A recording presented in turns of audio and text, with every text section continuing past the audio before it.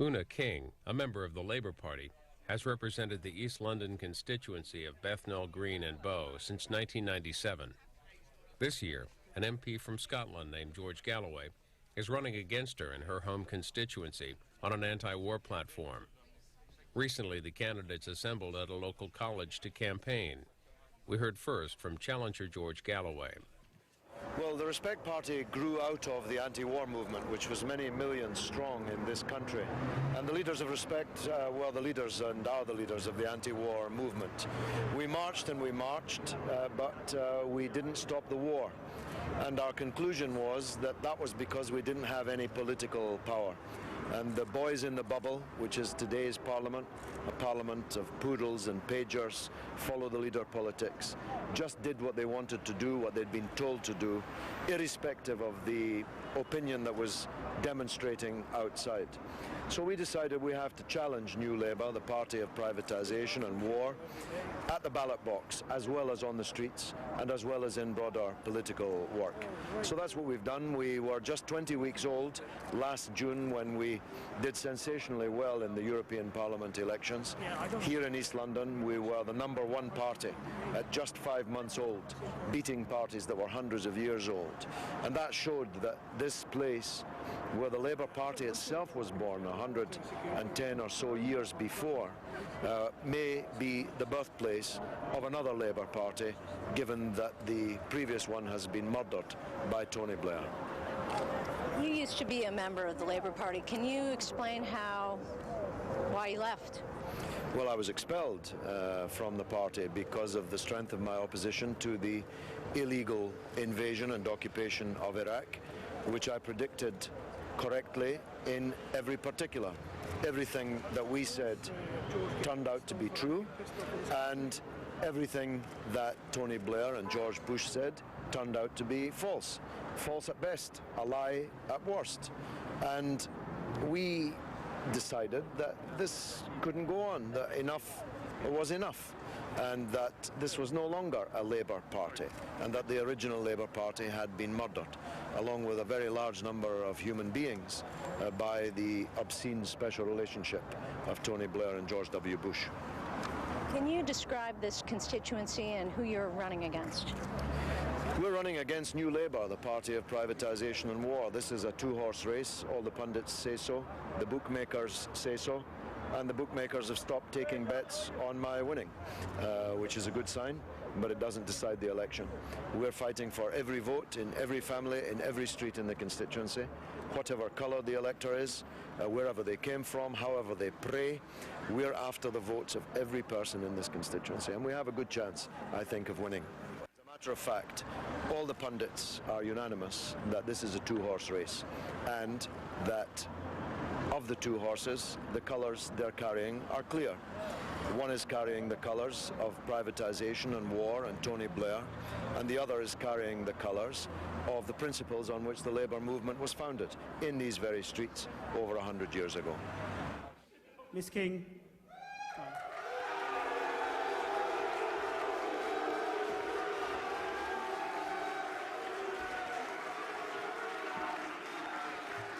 Thank you.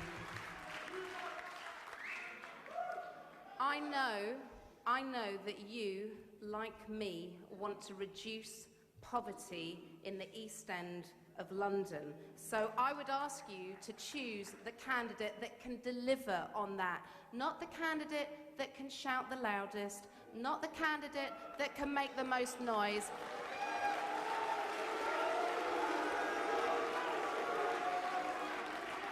but the candidate that can work with Telco and this community to get more money for our community, to change the law so it benefits our community, and to ensure that the most powerful people in this land understand what the East End needs and what our needs are. I'm the candidate that can do that. The East...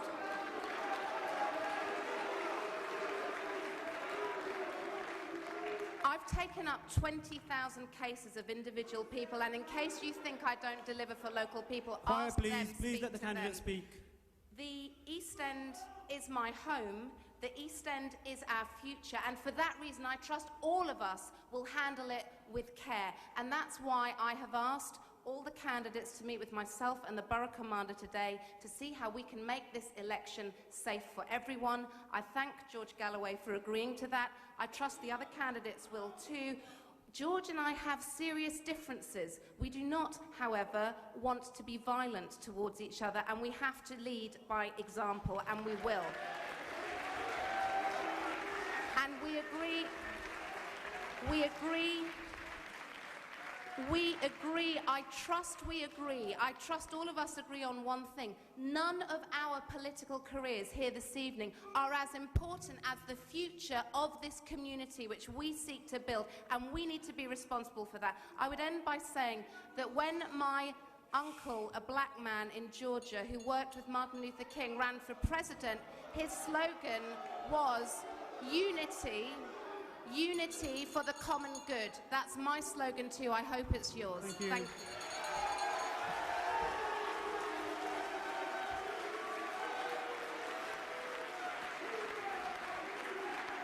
Well, I think this has become the most interesting seat in the British general election, because what we're seeing almost everywhere else are stage-managed events where politicians go to a small hall, talk to a specially invited audience of party supporters and workers for the sake of the cameras. So it's all very, very stage-managed, whereas what's happening here in this part of the East End of London is that we've got real politics going on. There's been an awful lot of politics going on the streets.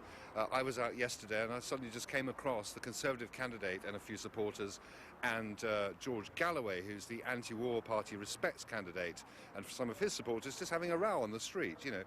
And that has got a little out of hand because there were some incidents where the Labour MP standing for re-election was pelted with some onions. George Galloway himself was pelted with eggs, or his car was pelted with eggs, and he himself was threatened.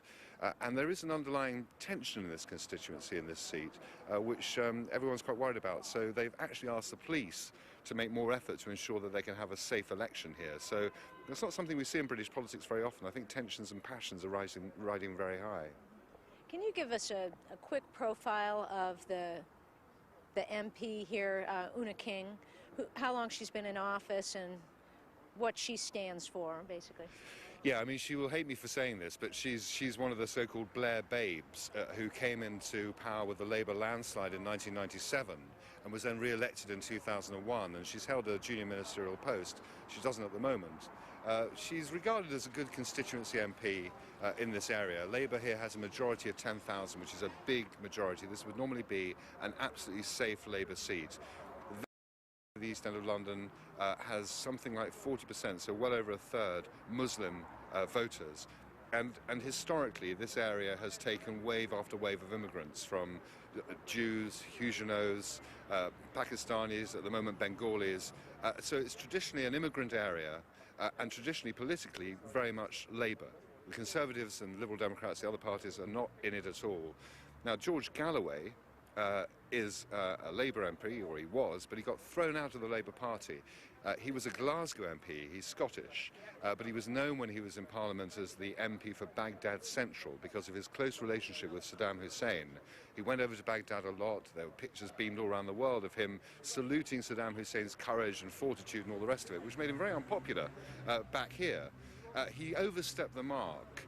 Not only by calling George W. Bush and Tony Blair wolves, but more importantly, encouraging British troops to desert in Iraq. And for that, he was thrown out of the Labour Party.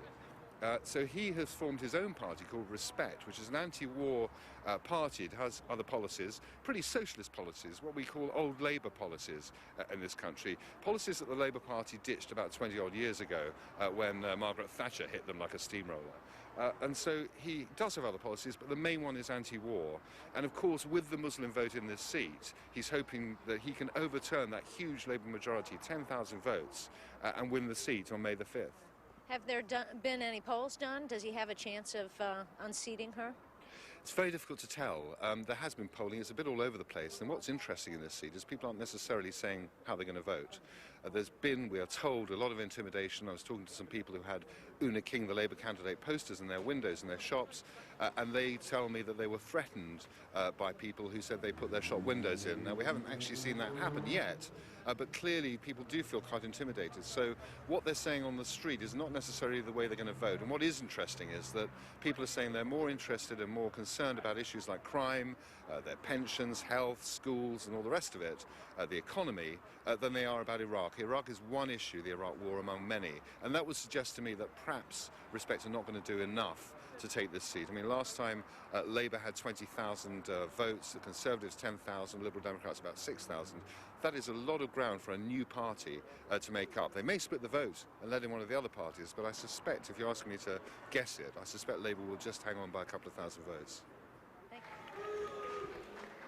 Well, it isn't true that nobody came to the side of your community since 9/11. The Stop the War Coalition, of which I'm one of the founders and leaders, brought together a greatest mass movement that this country has ever seen.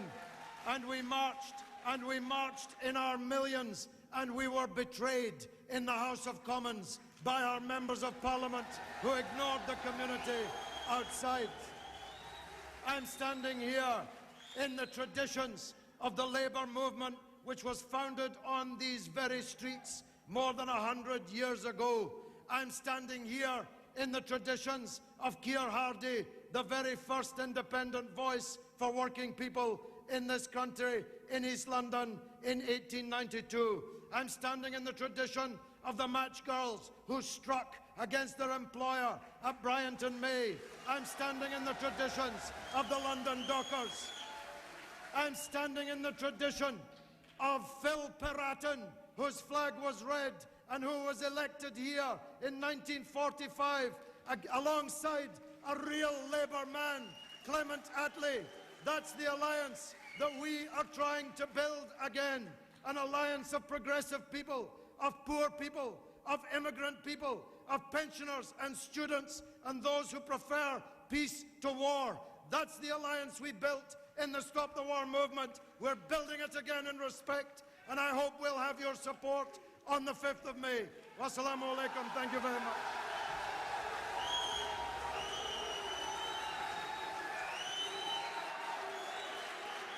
Thank you. We have a young black woman MP. There are only 2 black women MPs in the House of Commons. That's the first reason.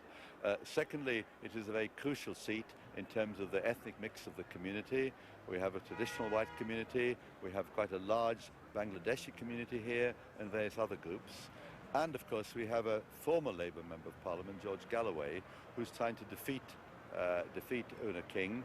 George Galloway was expelled from the Labour Party, and he's taken certain political positions which are different from Oona King's, and he's trying to win the seat from her.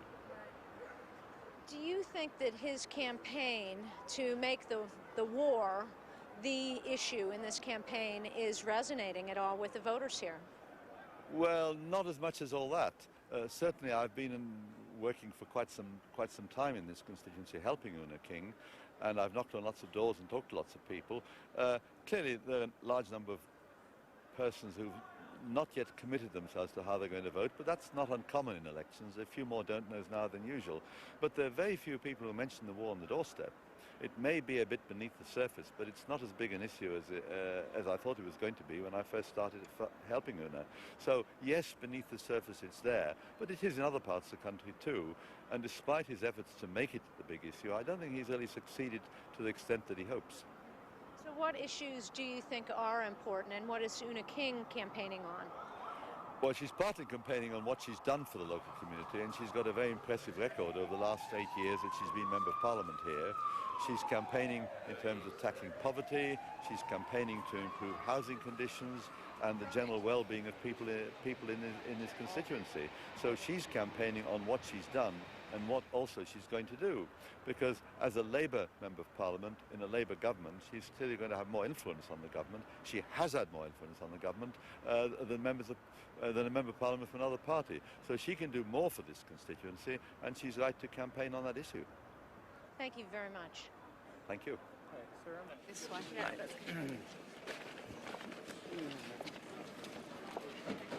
Warmongers! Oona King voted for the war.